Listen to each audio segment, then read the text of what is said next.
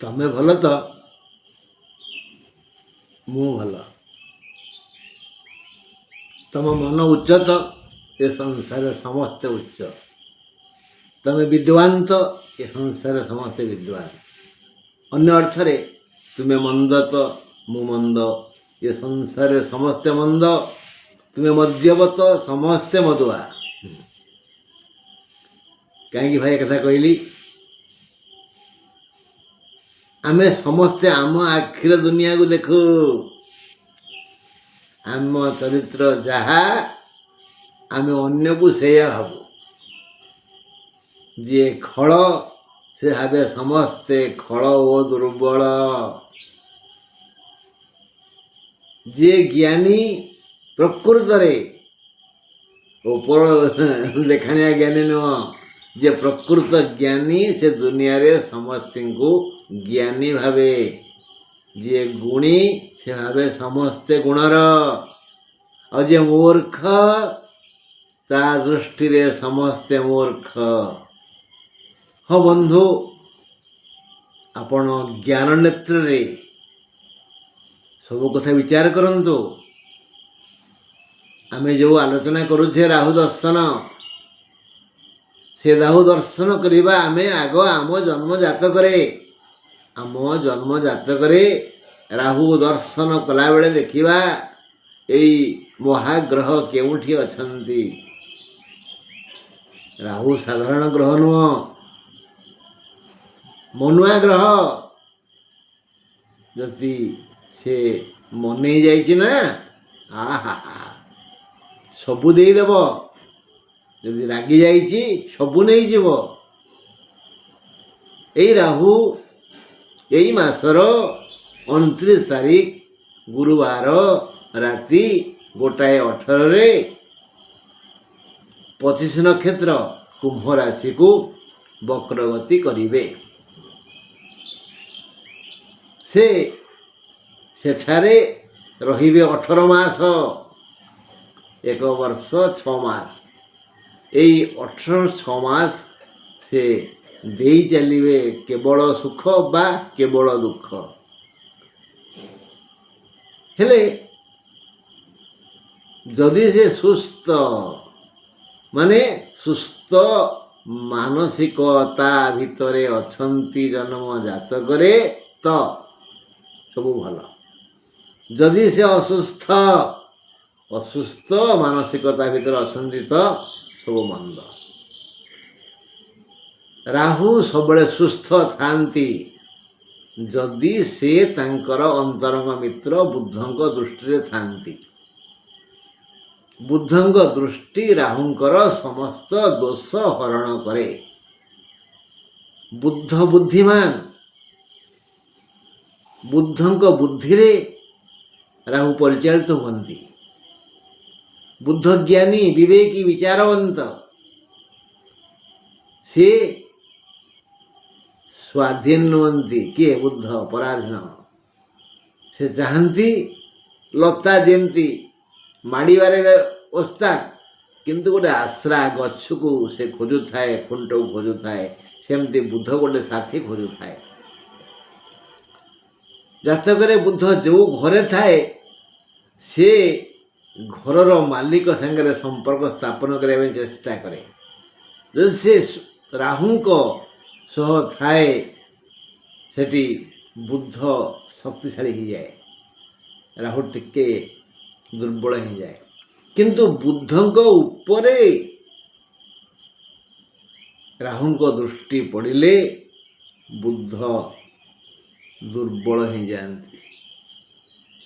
ବୁଧଙ୍କ ଦୃଷ୍ଟି ରାହୁଙ୍କ ଉପରେ ପଡ଼ିଲେ ରାହୁ ସବଳ ହେଇଯାଆନ୍ତି। ଯଦି ରାହୁ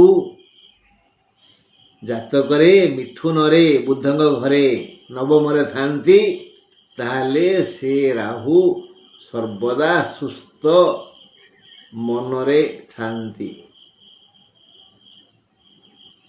ଏତଦ୍ ବ୍ୟତୀତ ରାହୁ ଯଦି ଜାତକରେ ତୃତୀୟ, ଷଷ୍ଠ, ଦଶମ, ଏକାଦଶ ଘରେ ଥାନ୍ତି ବା ମିଥୁନ, କନ୍ୟା, ତୁଳା, ବୃଷରେ ଥାନ୍ତି ବା କୁମ୍ଭ ମକରରେ ଥାନ୍ତି କୁମ୍ଭ ମକରରେ ଥାନ୍ତି ତାହେଲେ ରାହୁ ସୁସ୍ଥ। ଯେଉଁ କ୍ରମରେ କହିଲି ସେଇ କ୍ରମରେ ସୁସ୍ଥ। ଅନ୍ୟ ପକ୍ଷରେ ଯଦି ସେ ଲଗ୍ନ ଦ୍ୱିତୀୟ ଚତୁର୍ଥ ପଞ୍ଚମ ସପ୍ତମ ଦ୍ୱାଦଶରେ ଥାନ୍ତି ବା ଧନୁ ମୀନ ମେଷ ବିଛା କର୍କଟ ଓ ସିଂହରେ ଥାନ୍ତି ତାହେଲେ ସେ ଅସୁସ୍ଥ। ଯଦି ସେ ସୁସ୍ଥ ତାହେଲେ ଖରାପ ଅବସ୍ଥାରେ ଥିଲେ ସେତେ ଖରାପ କରନ୍ତିନି। ଯଦି ସେ ଅସୁସ୍ଥ ଖରାପ ଅବସ୍ଥାରେ ଥିଲେ ଖରାପ ବେଶୀ ହୁଏ।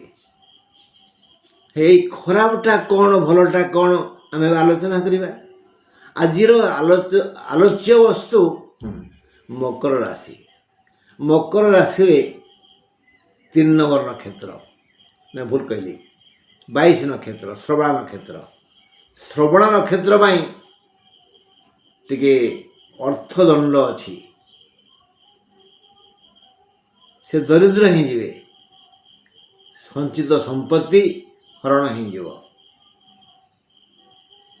ଚୋରି ଡକାୟତରେ ଚାଲିଯିବ ବା ଘରେ ନିଆଁ ଲାଗିଯିବ, ଚାଷବାସ ପାଇଁ ଝଡ଼ି ବଢ଼ି ମରୁଡ଼ି ଆସିଯିବ ଇତ୍ୟାଦି ଇତ୍ୟାଦି। କେତେବେଳେ ଆସିବ? ଯଦି ରାହୁ ଅସୁସ୍ଥ ଅବସ୍ଥାରେ ଥାନ୍ତି।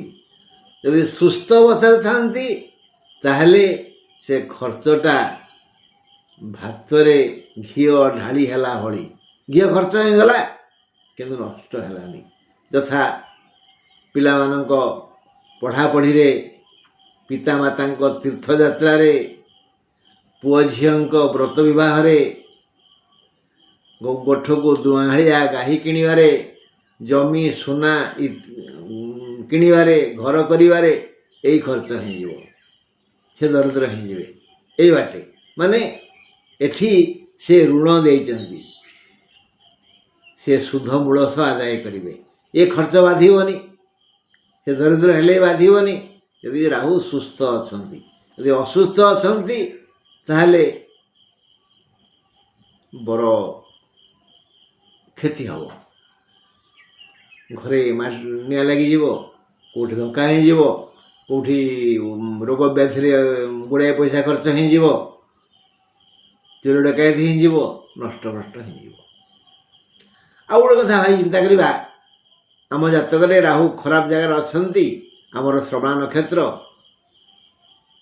ଆମର ତ ନଷ୍ଟ ହେଇଯିବ। ଆଉ ବଡ଼ ଦୁଃଖରେ ଆମେ ଅଛେ ଏଇକ୍ଷଣା ଶୁଣିକିରି। ଆଉ ନାଇଁ, ଗୋଟେ କଥା ମନେ ରଖିଥିବା ଯେ ଧନର ଗତି ଆୟ ଯେମିତି ବ୍ୟୟ ସେମିତି।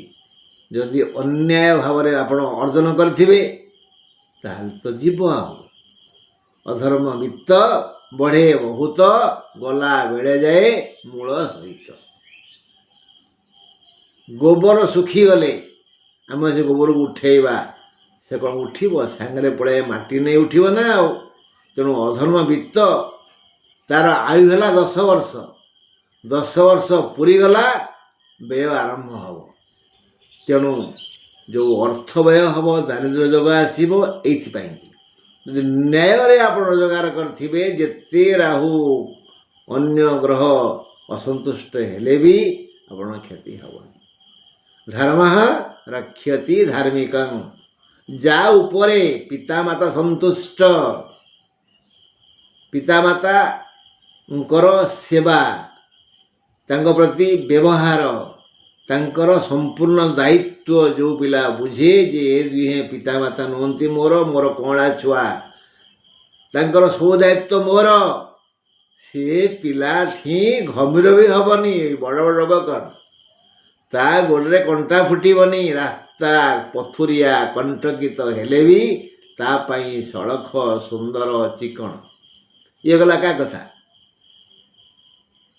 22 ନକ୍ଷତ୍ର ଶ୍ରବଣ ନକ୍ଷତ୍ର କଥା।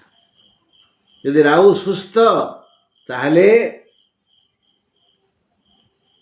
21 ନକ୍ଷତ୍ରକୁ ସେ ରାଜ ସମ୍ମାନ ଦେବେ। अर्थात तांकर राजा को जेन सुख मिले जड़े मान्यगण्य व्यक्ति को जो सुख मिले से सुख मिल जब असुस्थ से सुख स्वप्न लभ्य प्रिय प्रतिमा पराय जदि राहु सुस्थ ताहले से अमृत फल देवे क्या 21 नक्षत्र को उत्तराषाढ़ा को जदि असुस्थ अवस्था जातक अच्छा ताहले ये खाली क्षणिक गछर छाई भली स्वप्न देखि सुंदरी भलिबा सुंदर युवक भली बस जदि आमे जीवा एबे 23 नक्षत्र सी उत्तराषाढ़ा धनिष्ठा यदि धनिष्ठा नक्षत्र 23 नक्षत्र ताहले ताको सब प्रकार सुख मिल शारीरिक मानसिक आर्थिक लौकिक सामाजिक बौद्धिक जेते प्रकार सुख अच्छी ताको मिल जदि जातक राहु सुस्थ अछंती जहाँ जहाँ वर्णना कली यदि असुस्थ अछंती ये सब सुख मिल क्षणिक पाई शुणा खुशी हवा ए शुणीचु आउ चाकरी बाहर आम गाँ जो स्कूल खोला है प्राथमिक माध्यमिक उच्च ये जो 3 प्रकार स्कूल खोला है गाँ पिला चाकरी मिल तू तो गाँव उच्च शिक्षित ना मैट्रिक पास कर हाँ किसी ना तो पीएन पोस्टा मिल ना क्लर्क हबू तू तो भल पढ़ाऊ ना ट्यूशन गाँव करुचु ते प्राइमरी शिक्षक हिसाब मिल जाए सम्मान मिल जाए देखले शुणा कथा यही सुख मिल जदि राहु खराब जगार अच्छा भल जगार अच्छा जमती केमती हेले भी से ऊपर को नहीं जिवे तेरे शुणा 2025 मे 29 तारीख गुरुवार राति 1:18 राहु 25 नक्षत्र कुंभ राशि को वक्र गति करिवे मकर ठारो कुंभ द्वितीय मकर पाई द्वितीय राहु आदौ भल नुहंती यही मंद फल केवल 22 नक्षत्र अर्थात श्रवणा मकर भोग करिवे श्रवणा पाई अर्थ नाश योग अच्छी दारिद्र्य यही श्रवणा नक्षत्र को दुख दंड देव विभिन्न उपाय धन खर्च होई भंडार खाली हो मात्र 21 नक्षत्र अर्थात उत्तराषाढ़ा धनु पाई मकर पाई उत्तराषाढ़ा मकर पाई महा सम्मान योग अच्छी राजपूजा और 23 नक्षत्र अर्थात धनिष्ठा मकर को समस्त सुख मिल किपरि संभव जदि जन्म जातक राहु सुस्थ तेबे उत्तराषाढ़ा मकर राजकीय सम्मान पाई परमानंद लाभ करिवे और धनिष्ठा मकर को मन लाखी सुख मिल पुणी श्रवणा नक्षत्र पाई जो जो उपाय अर्थ क्षय हम ताहा डाली घीओ ढाली हेला परी पिलांक पढ़ापढ़ी संतान मानकर व्रत विवाह बहु दुग्ध बहु अमलक्षम चाषबास सुना जमी बा दुधियाली गाई किणारे पितामाता तीर्थ भ्रमण व्यय हेब जन्म जातक जदि राहु भले थांती तापरे उत्तराषाढ़ा मकर को धन जन गोप लक्ष्मी प्राप्त हेब गोठ को गुहालिया धेनु आसो घर को सुलक्षणी कन्यारत्न आसो संतान माने रोजगारक्षम हेबे एवं धनिष्ठा मकर को आर्थिक मानसिक पारिवारिक भौतिक बौद्धिक सामाजिक सुख मिल से लोकलोचन को आसवे तांकर सर्वांगीन मंगल हेब जदि असुस्थ राहु जन्म जातक अछंती तेबे 21 नक्षत्र स्वप्न लभ्य प्रिय प्रतिमा भली साधारण मनीषक परी सामान्य सुख 22 नक्षत्र अर्थ रोग व्याधि कोर्ट कचेरी चोरी डकायत झड़ी बड़ी मरुड़े सबू नष्टभष्ट हो 23 नक्षत्र सबू सुख गछर छाई परी मिल क्षणिक सुख राहु अशुभ हेले विभिन्न प्रकार क्षति करिथाए तेणु जदि आपण दुख अनुभव करुछंती ताहले ଛିନ୍ନମସ୍ତା ଦେବୀ ଦୁର୍ଗାଙ୍କର ଗୋଟିଏ ରୂପ ଛିନ୍ନମସ୍ତା, ତାଙ୍କର ସ୍ତୋତ୍ର ପାଠ କରନ୍ତୁ। ଅଥବା ଚନ୍ଦନ ଗଛର ମୂଳକୁ ଡେଉଁରିଆରେ ପିନ୍ଧନ୍ତୁ, ଅଥବା ଏ ଦୁଇଟା କାମ କରନ୍ତୁ। ଛିନ୍ନମସ୍ତାଙ୍କର ସ୍ତୋତ୍ର ପାଠ କରନ୍ତୁ ଓ ଡେଉଁରିଆରେ ଚନ୍ଦନ ମୂଳ ପିନ୍ଧନ୍ତୁ। ଷ୍ଟିଲ୍ ଡେଉଁରିଆରେ ଚନ୍ଦନମୂଳ ରଖି ମୁହଁ ବନ୍ଦ କରି କଳା ସୂତାରେ ପୁରୁଷମାନେ ଡାହାଣ ହାତରେ, ସ୍ତ୍ରୀମାନେ ବାଁ ହାତରେ ପିନ୍ଧିଲେ ଭଲ। ହେଲେ ଡେଉଁରିଆଟିକୁ ତିଆରି କରିସାରିଲା ପରେ ତାକୁ ଭଲ ଭାବରେ ପ୍ରଥମେ ଭଲ ପାଣିରେ ଧୋଇବା, ତାପରେ କଞ୍ଚା ଗାଈ କ୍ଷୀରରେ ଧୋଇବା, ତାପରେ ପଞ୍ଚାମୃତରେ ଧୋଇବା। ଧୋଇ ସାରିଲା ପରେ ତାକୁ ଶିବ ମନ୍ଦିରକୁ ନେବା, ପୂଜକଙ୍କୁ ଅନୁରୋଧ କରିବା, ପୁରୋହିତଙ୍କୁ ନେହୁରା ହେବା, ଆଜ୍ଞା ଦୟାକରି ଶିବଲିଙ୍ଗ ଉପରେ ଡେଉଁରିଆକୁ ରଖିଦିଅନ୍ତୁ, ଆଉ ସେ ଟିକେ ରଖିଦେବେ, ମହାମୃତ୍ୟୁଞ୍ଜୟ ମନ୍ତ୍ର ପାଠ କରିବେ। ତାପରେ ତାଙ୍କଠୁ ଆଣିବା ପୂର୍ବରୁ ଆଗେ ଦକ୍ଷିଣା ଦେବା, ତାପରେ ଡେଉଁରିଆରେ ଗ୍ରହଣ କରିବା, ତାପରେ ଘରକୁ ଆସିବା। ଘରେ ଆମକୁ ଯିଏ ବେଶୀ ଭଲ ପାଉଥିବେ, ଆମ ହୃଦୟ କହେ ମୋତେ ମୋ ବଡ଼ ଭାଇ ଭଲ ପାଆନ୍ତି, ମୋ ହୃଦୟ କହେ ମୋତେ ବୋଉ ଭଲ ପାଏ, ମାମା ଭଲ ପାଏ, ଯିଏ ଭଲ ପାଆନ୍ତି ହୃଦୟ କହିବ ତାଙ୍କୁ ଦେବା, ସେ ହାତରେ ବାନ୍ଧିଦେବେ। ହଁ, ଶିବ ମନ୍ଦିର ଗଲେ ସାବଧାନ ଥିବେ, ଭାରି ହୁସିଆର, ନହେଲେ ବାଟରେ ଗୋବର ମାଡ଼ିବେ, ଗୋଡ଼ ବନ୍ଧେଇବ।